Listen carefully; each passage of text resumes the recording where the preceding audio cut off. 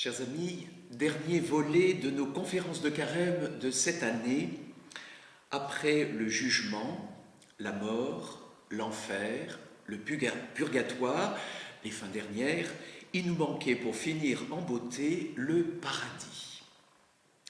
Sujet magnifique, immense, heureux s'il en est un, mais aussi sujet vertigineux, mystérieux, on pourrait dire incroyable dans les deux sens du mot, dans le sens positif de l'émerveillement, incroyable, mais aussi dans le sens négatif du sceptique, synonyme de difficile, sinon d'impossible à croire.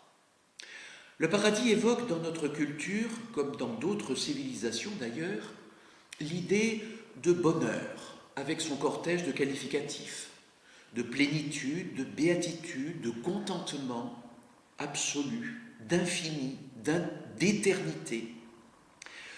Le rêve du chrétien, le rêve même du païen. Ce qui faisait dire à Kant, le philosophe, qui pensait que le désir de bonheur était par trop égoïste, trop intéressé.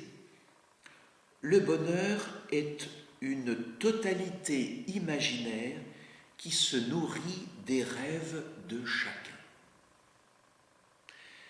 Cependant, le thème du paradis n'est pas facile à traiter, même si on peut ne pas manquer d'imagination.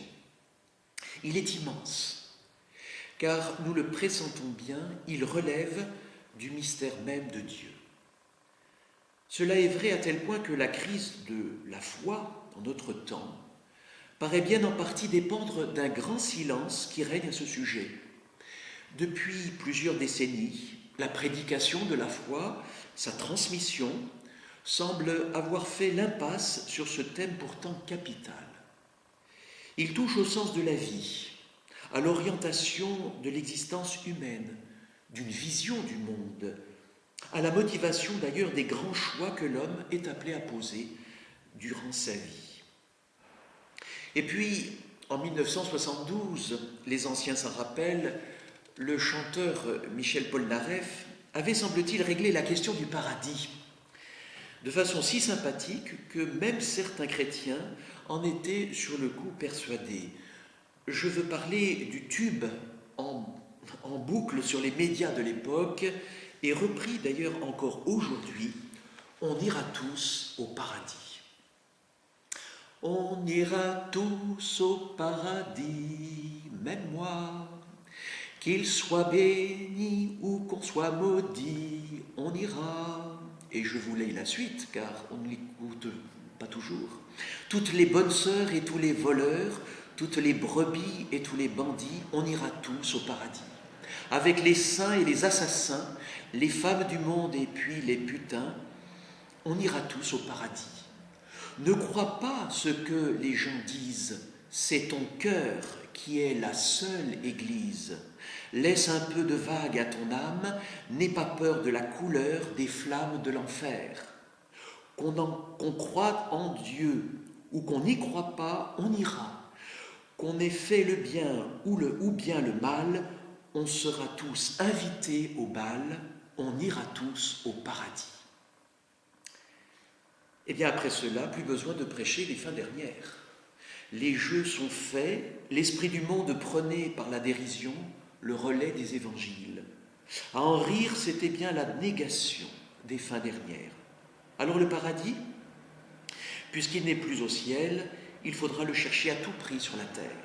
Et l'enfer, il n'y a plus à en avoir peur puisque nous le vivons déjà sur terre.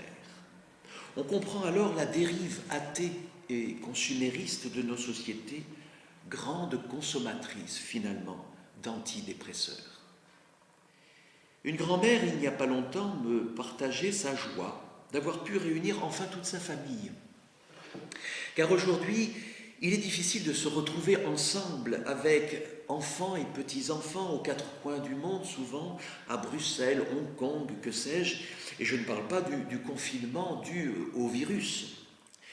Eh bien, tous avaient pu venir, et elle me dit « Oh mon père, c'était un moment de paradis. » « Oh non, madame, pas le paradis, les miettes du paradis. » Vous savez, celle qui tombe de la table, le bonheur du ciel dépasse infiniment ce que nous pouvons vivre sur cette terre.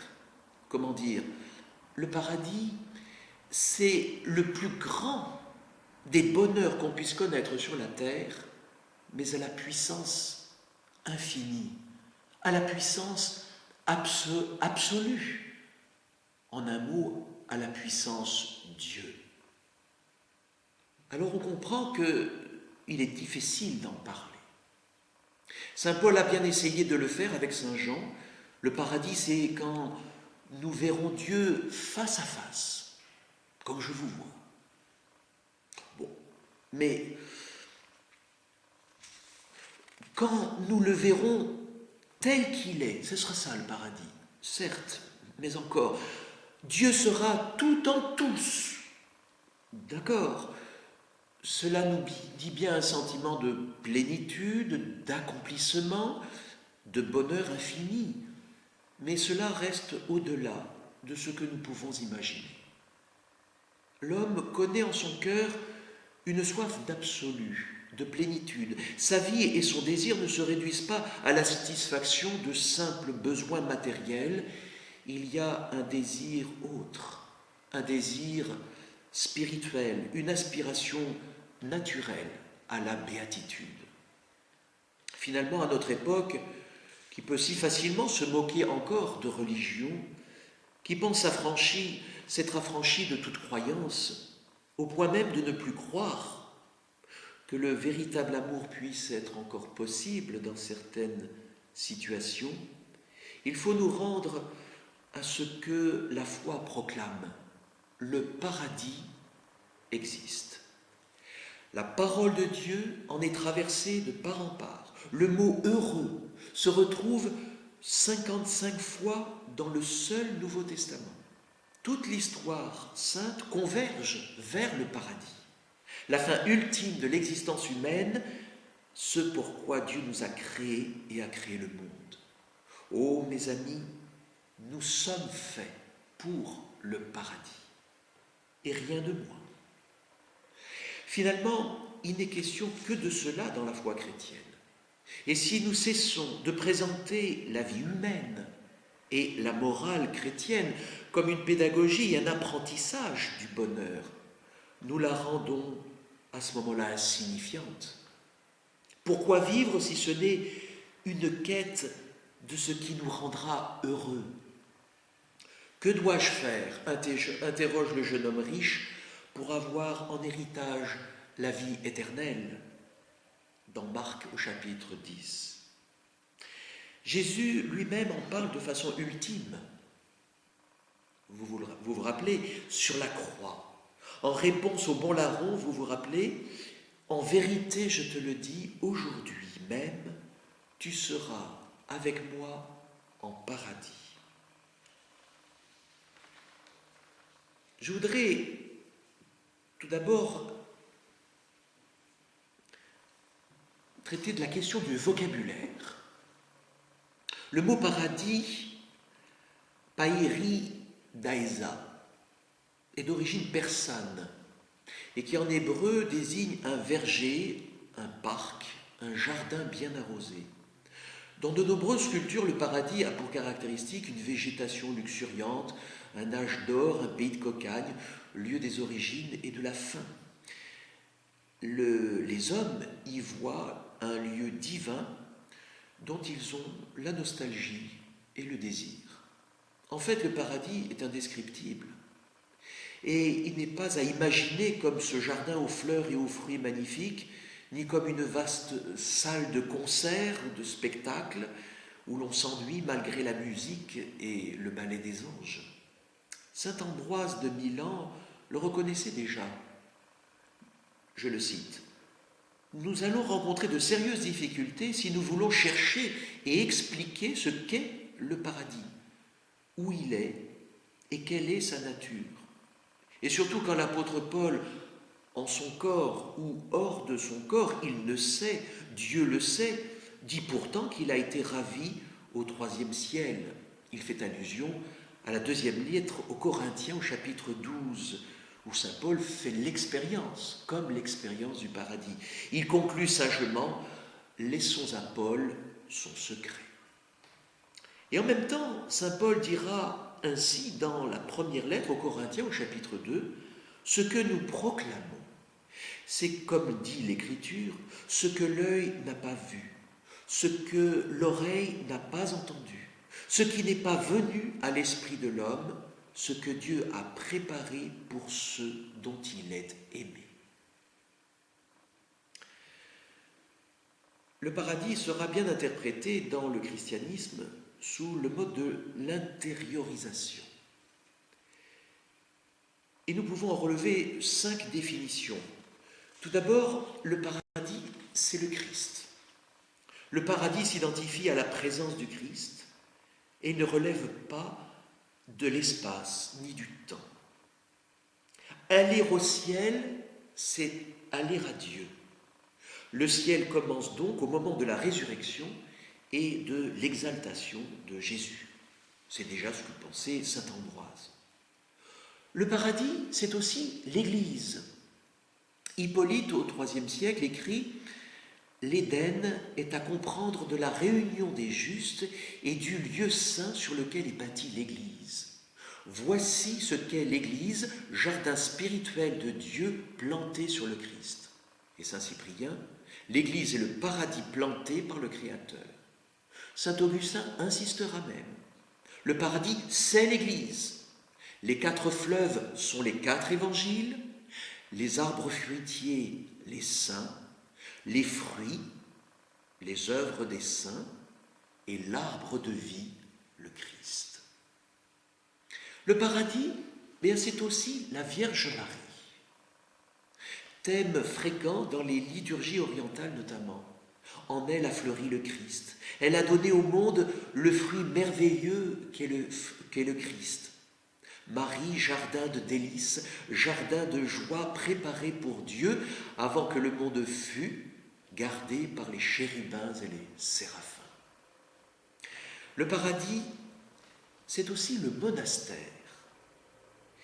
Saint Bernard insistera souvent, le cloître est réellement un paradis. D'ailleurs, c'est la partie soignée d'un monastère, comme un paradis. Oui, une image du paradis est réellement un paradis. Et d'ailleurs, il continue avec une formule amusante. Sans la charité, les monastères sont un enfer et ceux qui les habitent sont des démons. Avec la charité, au contraire, les monastères sont un paradis et ceux qui y demeurent sont des anges.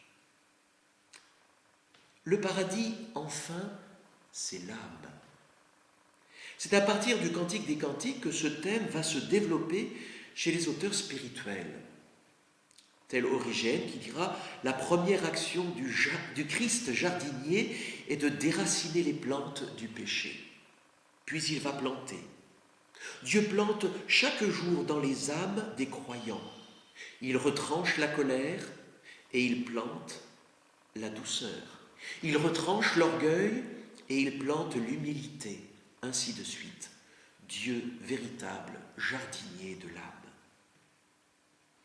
Pour résumer, le paradis est le type même de l'utopie, c'est-à-dire ce qui n'est dans aucun lieu de ce qui est au-delà de l'espace. Chercher à le réaliser sur terre peut sans doute aider à vivre, mais ce ne sera qu'une illusion si on ne met pas son espérance dans un paradis réel, mais inimaginable, le lieu de Dieu. Mais cette quête du paradis est capitale pour l'homme, car il est un être de désir. Et concernant ce désir du paradis, nous pouvons noter tout d'abord que c'est l'amour de Dieu qui est la source de notre désir. Ne nous trompons pas, c'est parce que cet amour est le point de départ absolu de tout. C'est un amour infini qui embrase tout, sans rien détruire. Et c'est un amour toujours fidèle, quoi qu'il arrive. Ensuite, notons que le désir fondamental de l'homme, c'est le désir de la vie. mais pas une vie qui me fait simplement être là avec mon corps, non, une vie qui me fait partager avec les autres hommes ce don qui est fait à tous par le même Dieu, le don de la vie avec lui. C'est ce que Jésus révèle à ses apôtres au moment de la dernière scène. Je le cite, chez Saint Jean au chapitre 14, verset 23. « Si quelqu'un m'aime, il gardera ma parole. Mon Père l'aimera, nous viendrons vers lui et chez lui, nous nous ferons une demeure. » Il s'agit de la promesse d'une habitation en nous de l'amour divin, amour trinitaire, communion de vie et d'amour éternel et infini. C'est là que ce désir de la vie peut comprendre le désir naturel de Dieu. Mais revenons au vocabulaire à propos du paradis. Il est de nombreux mots qui sont synonymes de paradis, mais qui en désignent des aspects différents et en expriment quelque peu la richesse infinie. Par exemple, le mot « ciel ». Dans l'Écriture sainte, ce mot peut désigner évidemment le firmament, Dieu qui fit le ciel et la terre, mais aussi le lieu propre de Dieu, notre Père qui est aux cieux, et par conséquent aussi le ciel qui est la gloire eschatologique. Enfin, le mot « ciel » indique le lieu des créatures spirituelles, les anges qui entourent Dieu. Ce peut être aussi assimilé comme le lieu effectivement du paradis où tout se fait selon la volonté de Dieu, puisque nous disons dans notre Père que ta volonté soit faite sur la terre comme au ciel. Le mot royaume, par exemple, c'est le lieu auquel Jésus invite les pécheurs à la table du royaume. Je ne suis pas venu appeler les justes, mais les pécheurs. Il les invite à la conversion, sans laquelle on ne peut entrer dans le royaume, mais il leur montre en parole et en acte la miséricorde sans borne de son Père pour eux. Ce sont là toutes les paraboles, surtout dans l'évangile de Saint Luc, au chapitre 15 et suivant, toutes les paraboles de la miséricorde de Dieu. Et ne l'oublions pas aussi, l'immense joie dans le ciel pour un seul pécheur qui se repent.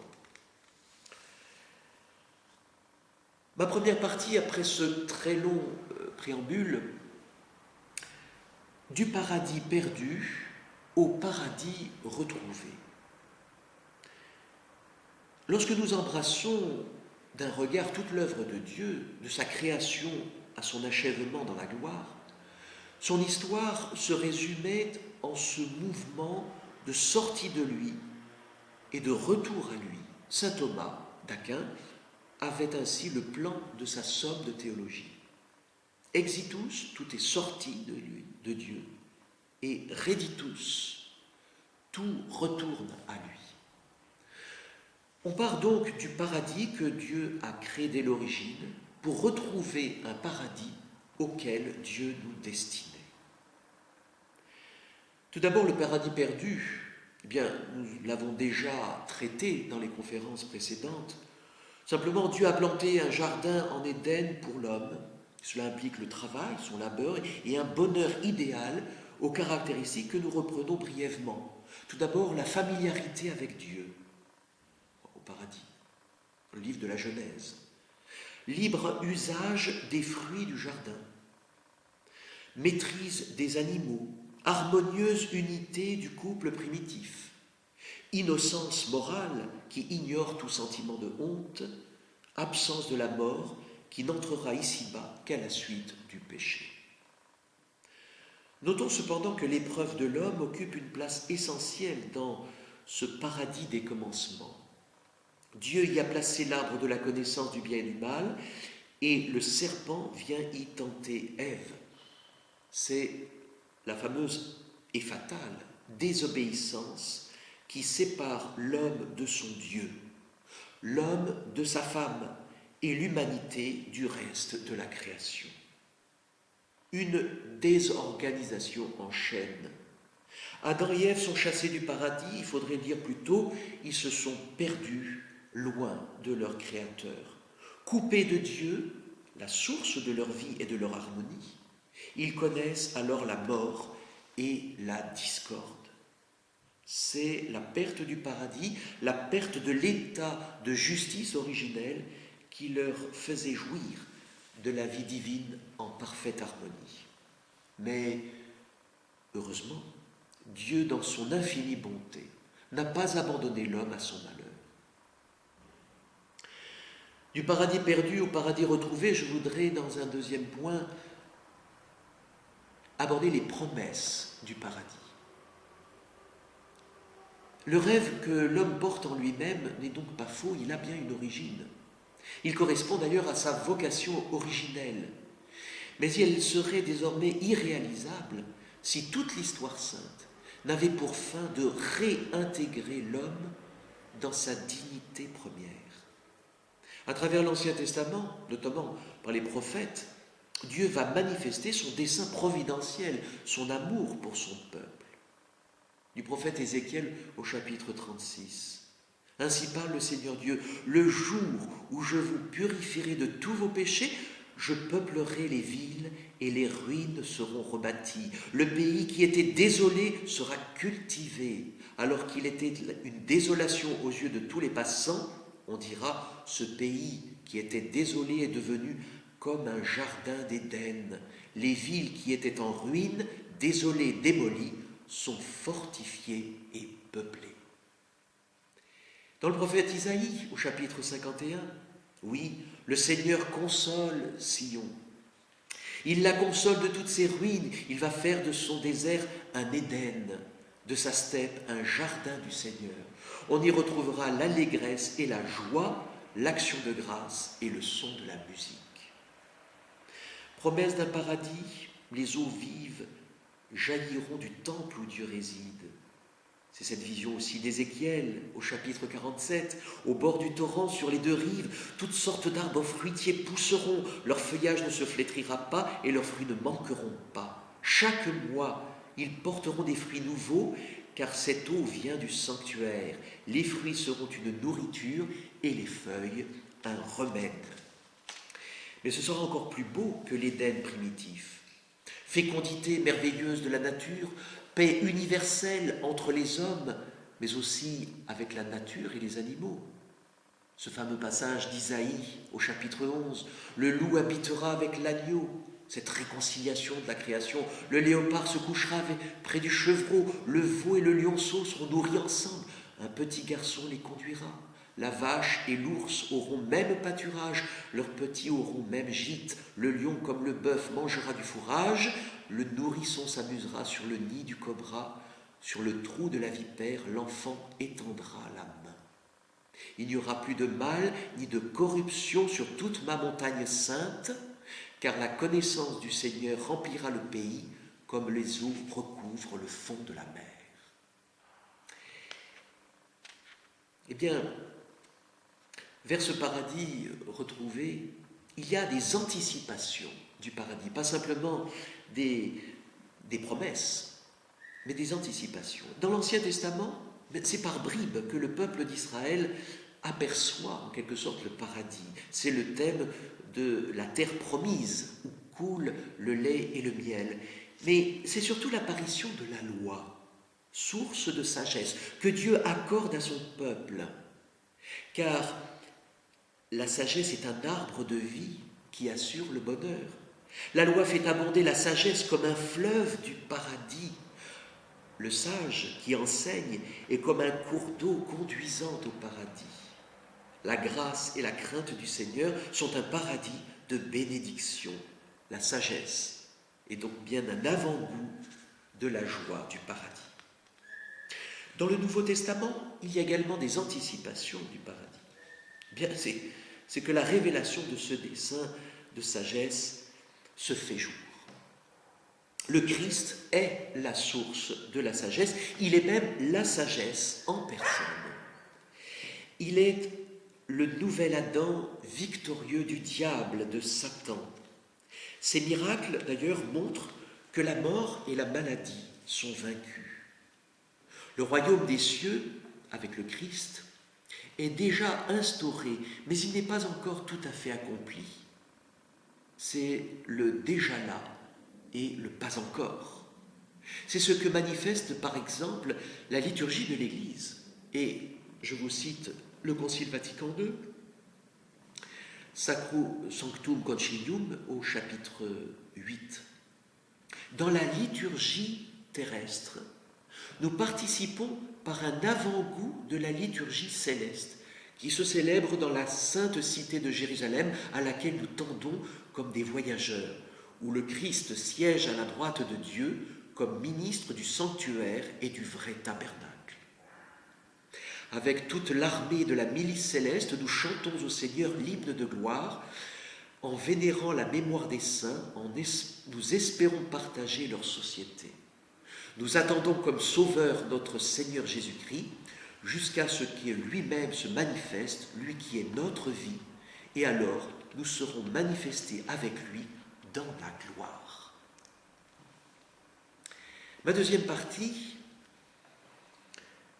alors le paradis, qu'est-ce donc? Et qu'est-ce qu'on y fait?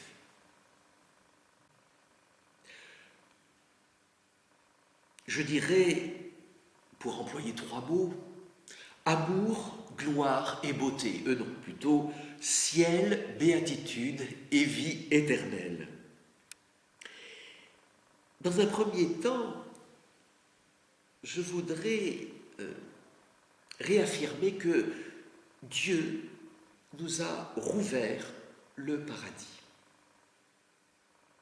Nous qui avions perdu trace du paradis, qui avions perdu Dieu de vue, par cette maudite chute des origines, nous n'y avions plus accès. Mais, et je cite Saint Jean au chapitre 3, Dieu a tant aimé le monde qu'il a envoyé son propre Fils, non pas pour condamner le monde, mais pour que le monde soit sauvé par lui. Le paradis retrouvé est donc le fruit de l'incarnation et de la rédemption. C'est par le sang du Christ que nous sont rouvertes les portes du paradis. Car si nos péchés peuvent nous éloigner de Dieu jusqu'à nous damner, le Christ, lui, a renversé la malédiction du péché et de la mort. Il nous a délivrés du Satan et du péché. Il nous a, en ce sens-là, rendu la vie. Il nous a mérité la vie nouvelle dans l'Esprit Saint. Sa grâce restaure ce que le péché avait détérioré en nous. Il faudrait mentionner aussi que, à la Transfiguration, Jésus montre sa gloire divine un instant. Il montre aussi que pour entrer dans sa gloire, il doit passer par la croix. Et toute la Trinité apparut à cet instant-là. Commente saint Thomas d'Aquin, le Père, vous vous rappelez, dans la voix, le Fils dans l'homme, l'Esprit Saint dans la nuée lumineuse. Et nous confessons dans le credo que le 3e jour, Jésus est ressuscité des morts. Nous vous annonçons la bonne nouvelle dans les Actes des Apôtres. La promesse faite à nos pères, Dieu l'a accomplie en notre faveur à nous, leurs enfants. Il a ressuscité Jésus. Acte 13, 32. La résurrection de Jésus est la vérité culminante de notre foi dans le Christ. La liturgie byzantine, au moment de Pâques, que nous allons célébrer dans des conditions particulières, mais avec foi et ferveur, le Christ est ressuscité des morts. Par sa mort, il a vaincu la mort. Aux morts, il a donné la vie. Alors, la résurrection du Christ est un mystère. C'est un mystère, mais c'est en même temps un événement historique et transcendant, un événement réel qui a eu des manifestations historiquement constatées, comme l'atteste le Nouveau Testament.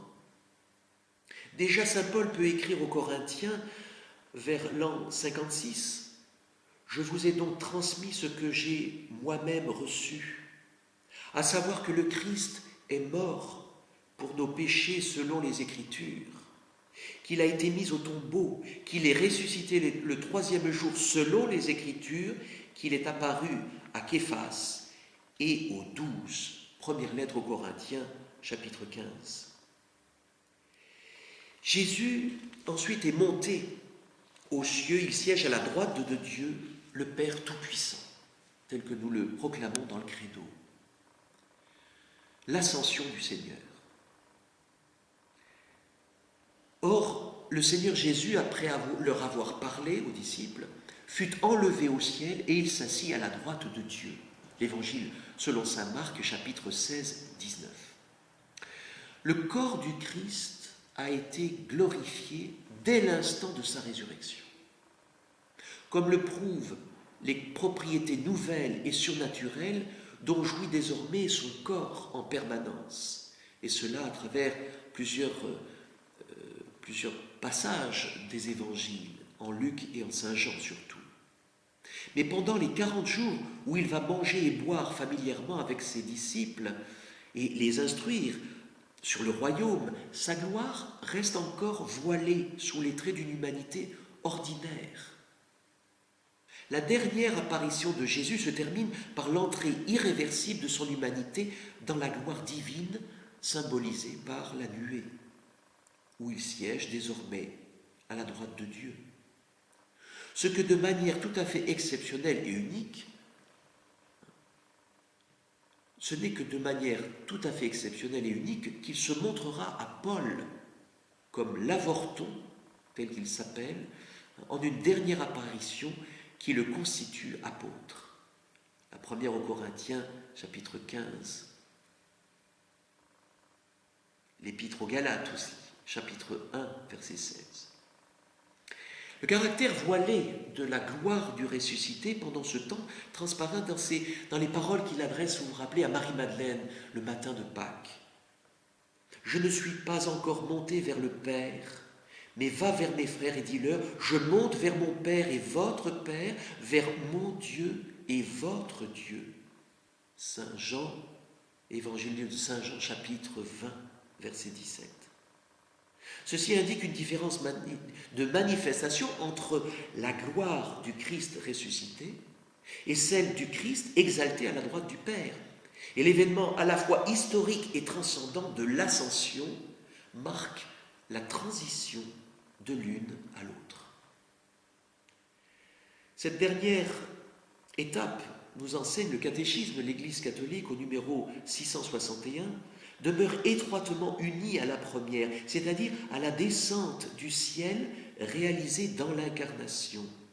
Seul celui qui est sorti du Père peut retourner au Père, le Christ. Personne n'est jamais monté aux cieux, sinon le Fils de l'homme qui est descendu des cieux. Laissée à ses seules forces naturelles, l'humanité n'a pas accès à la maison du Père, à la vie et à la félicité de Dieu. Le Christ seul peut ouvrir cet accès à l'homme, et là je cite la préface de l'Ascension, de sorte que nous, ses membres, nous ayons l'espérance de le rejoindre là où lui, notre tête et notre principe, nous a précédés.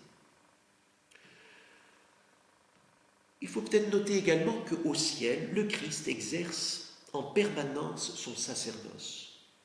Et l'Épître aux Hébreux, au chapitre 9, le mentionne, étant toujours vivant pour intercéder en faveur de ceux qui, par lui, s'avancent vers Dieu. Comme grand prêtre des biens à venir, il est le centre et l'acteur principal de la liturgie qui honore le Père dans les cieux. Je cite saint Jean Damascène, « Le Christ désormais siège à la droite du Père. » Par droite du Père, nous entendons la gloire et l'honneur de la divinité, où celui qui existait comme Fils de Dieu avant tous les siècles, comme Dieu, et consubstantiel au Père, s'est assis corporellement après qu'il s'est incarné et que sa chair a été glorifiée.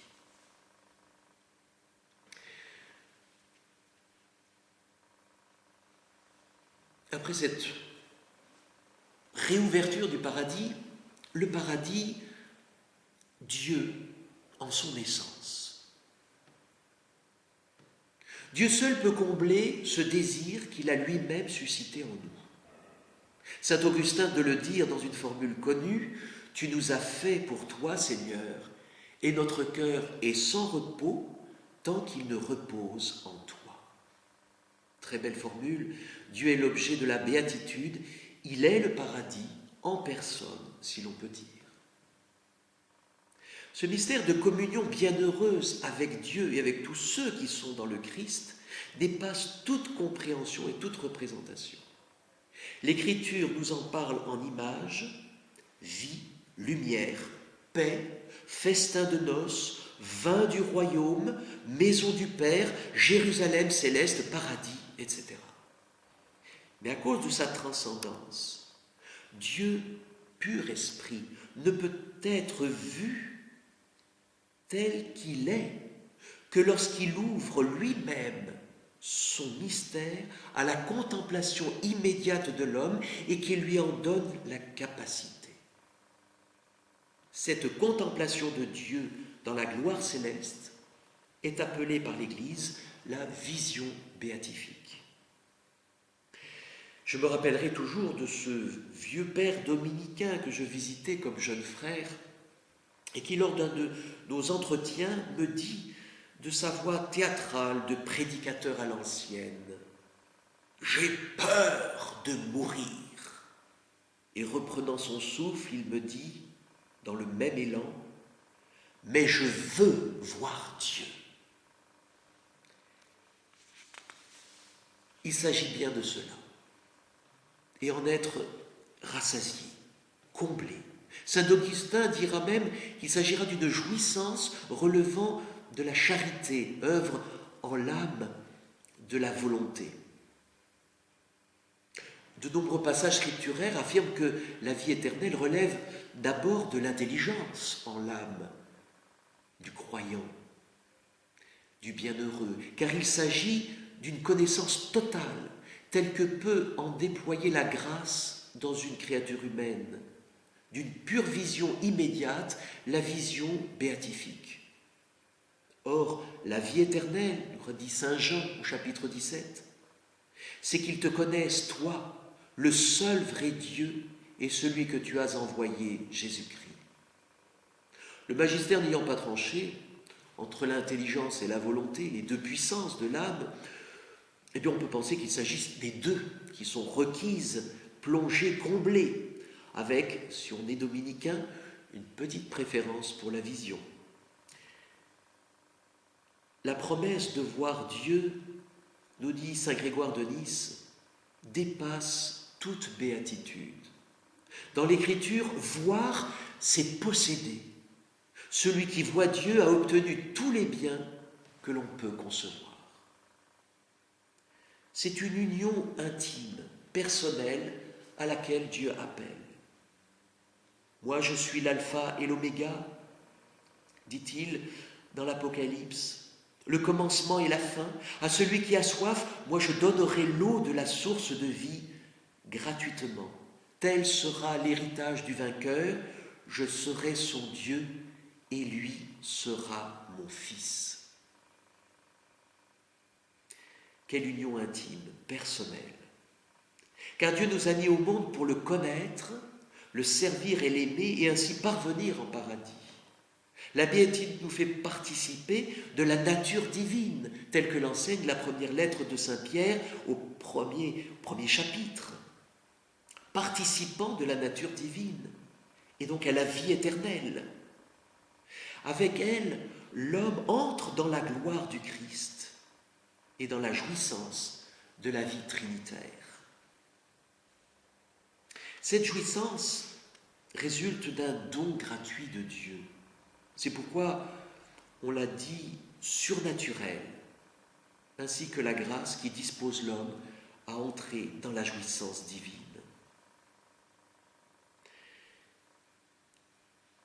Après le paradis, Dieu en son essence, je voudrais parler du paradis, Dieu et tout ce qui l'entoure avec l'Église. Car Dieu n'est pas seul. Il est déjà Trinité d'amour, mais il s'associe, il rend participant tout un pan entier de sa création. C'est tout d'abord l'évocation d'un lieu, la cité de Dieu, la Jérusalem céleste. Selon le livre de l'Apocalypse, la Jérusalem céleste est l'image du lieu où les fils et filles de Dieu vivront leur éternité. Elle sera la ville sainte, la demeure de Dieu, un lieu spirituel.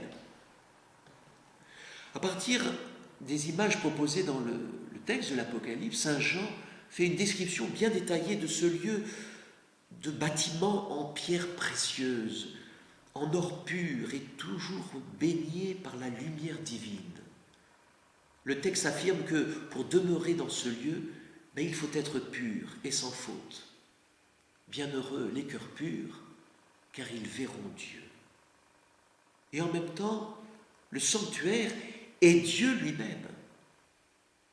Et je cite l'Apocalypse au chapitre 21, « Dans la ville, je n'ai pas vu de sanctuaire, car son sanctuaire, c'est le Seigneur, Dieu, souverain de l'univers, et l'agneau pascal.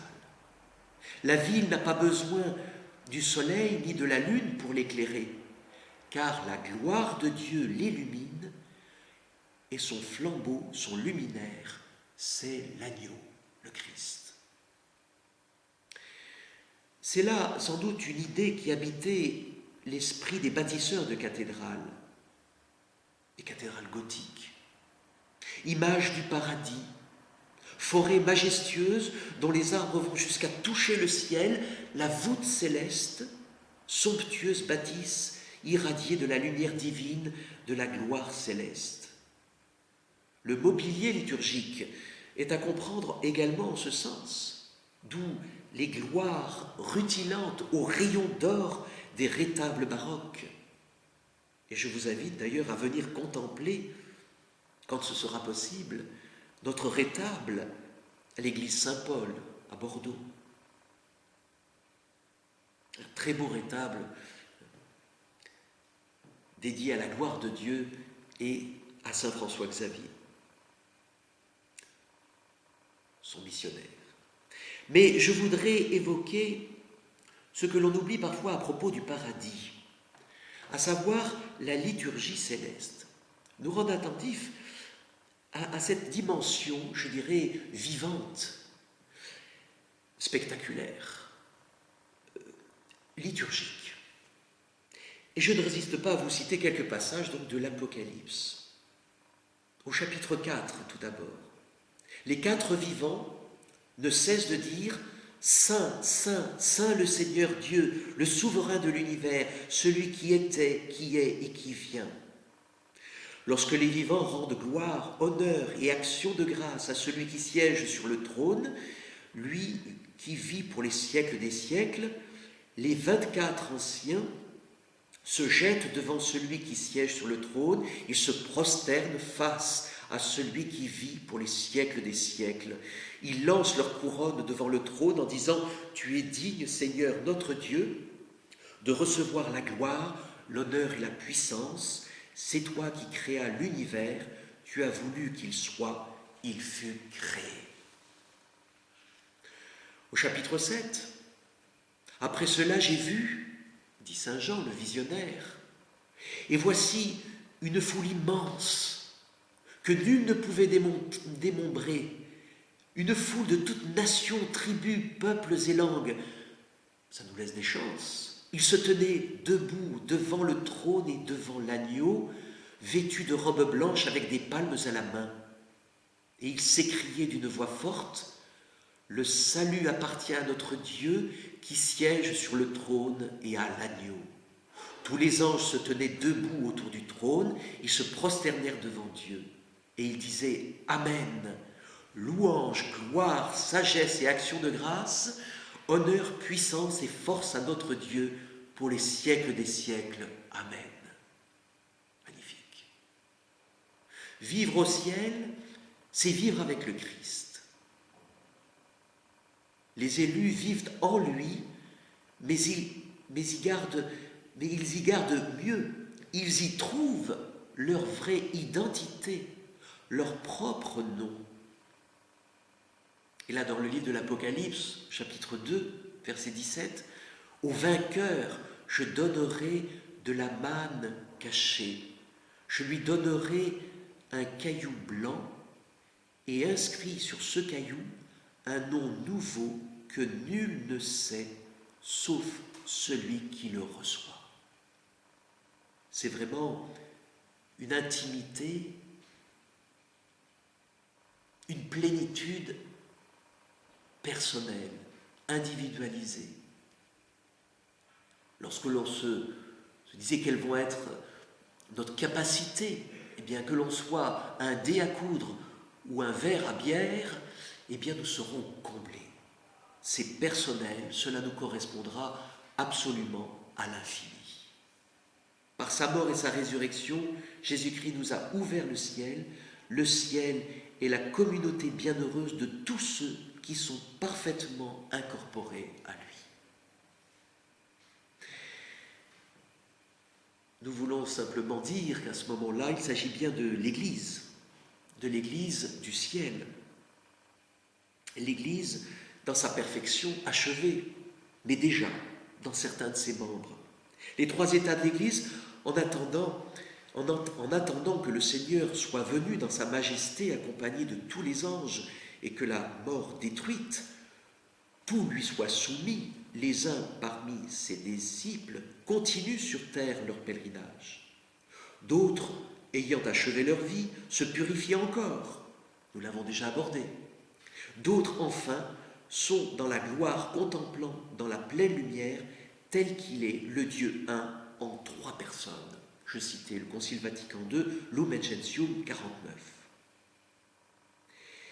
Tout cela, tout cependant, à des degrés divers et sous des formes diverses, nous communions dans la même charité envers Dieu et envers le prochain, chantant à notre Dieu le même hymne de gloire. En effet, tous ceux qui sont du Christ et possèdent son esprit constituent une seule Église et se tiennent mutuellement comme un tout dans le Christ. Il faudrait mentionner évidemment l'intercession des saints.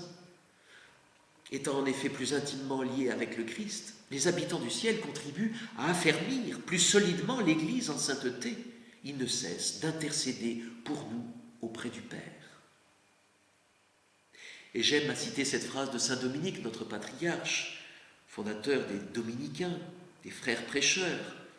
Il mourait bien jeune. En mourant au milieu de ses frères, on rapporte cette phrase « Ne pleurez pas, mes frères, je vous serai plus utile après ma mort et je vous aiderai plus efficacement que pendant ma vie. » Cela a un écho également lorsque sainte Thérèse de l'Enfant Jésus dira « Je passerai mon ciel à faire du bien sur la terre. » Peut-être faudrait-il dire un mot, cette Église triomphante au ciel, sur la Vierge Marie en son Assomption. La très sainte Vierge Marie, ayant accompli le cours de sa vie terrestre, fut enlevée corps et âme à la gloire du ciel, où elle participe déjà à la gloire de la résurrection de son Fils, anticipant la résurrection de tous les membres de son corps. Voilà ce que nous enseigne le magistère.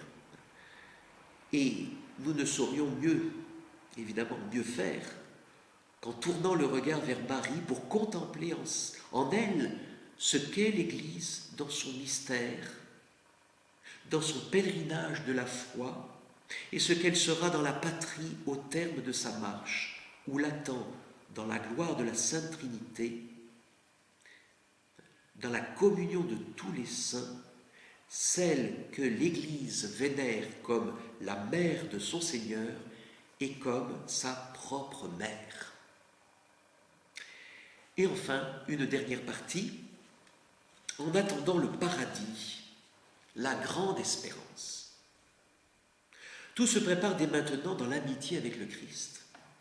C'est le sens et la valeur de notre existence en ce monde. Tel l'embryon qui se prépare à une vie qu'il ne connaît pas encore, et pour laquelle il aime à se développer, tel nous devons comprendre notre destinée et notre croissance dans la sainteté en vue de notre pleine existence en Dieu, quelles que soient les difficultés et les obstacles en ce temps. N'oublions jamais que le grand dragon rouge feu, la bête de l'Apocalypse, cherchera toujours à dévorer l'enfant à sa naissance. C'est le combat de la vraie vie à mener dès à présent. Je donnerai simplement 3 éléments. Le désir du paradis.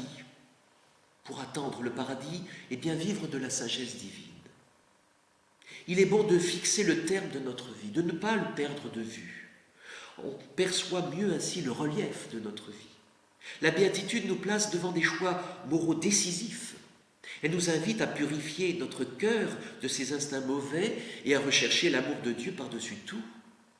Le chrétien sait que le vrai bonheur ne réside ni dans la richesse ou le bien-être, ni dans la gloire humaine ou le pouvoir, ni dans aucune œuvre humaine, si utile soit-elle, comme les sciences, les techniques et les arts, ni même dans l'amour humain, mais en Dieu seul, source de tout bien et de tout amour.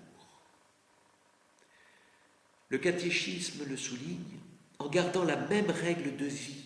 Avec la grâce de la persévérance finale, les croyants partagent la bienheureuse espérance de ceux que la miséricorde divine rassemble dans la cité sainte, la Jérusalem nouvelle. Peut-on mériter le paradis ? Eh bien oui et non. Non parce qu'à l'égard de Dieu, il n'y a pas en ce sens d'un droit strict de mérite de la part de l'homme. L'action paternelle de Dieu est première par son impulsion et le libre agir de l'homme est second en sa collaboration, de sorte que les mérites des bonnes œuvres doivent être attribués à la grâce de Dieu d'abord et ensuite aux fidèles. Le mérite de l'homme revient d'ailleurs à Dieu lui-même, car ses bonnes actions procèdent dans le Christ des prévenances et des secours du Saint-Esprit. Il faudrait également pas simplement vivre de la sagesse divine, mais croire fermement à la résurrection de la chair et à la vie éternelle. Tertullien disait « La chair est le pivot du salut ». Nous croyons en Dieu qui est le créateur de la chair. Nous croyons au Verbe fait chair pour racheter la chair. Nous croyons en la résurrection de la chair, achèvement de la création et de la rédemption de la chair.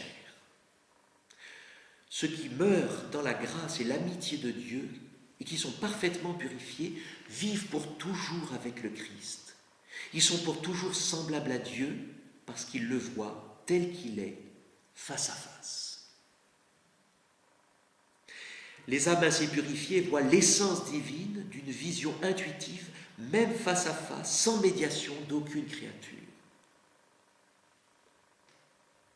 Si la vie parfaite avec la Sainte Trinité, cette communion de vie et d'amour avec elle, avec la Vierge Marie, les anges et tous les bienheureux est appelée le ciel est la fin ultime et la réalisation des aspirations les plus profondes de l'homme, l'état de bonheur suprême et définitif. Et puis un dernier point, en attendant le paradis, la prière et les sacrements.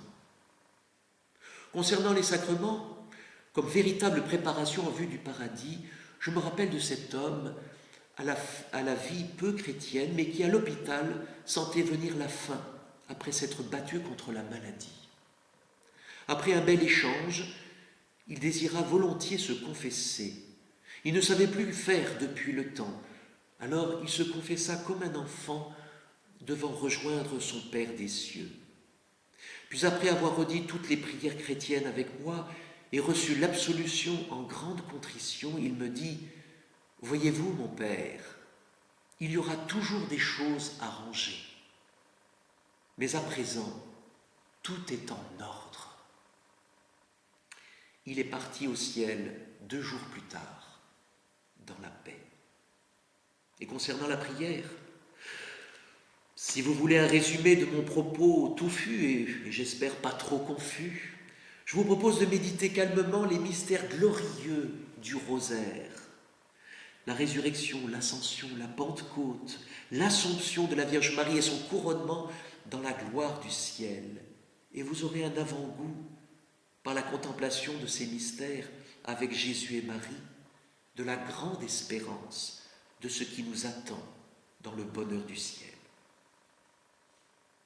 Alors, mes amis, demeurons les yeux fixés sur Jésus.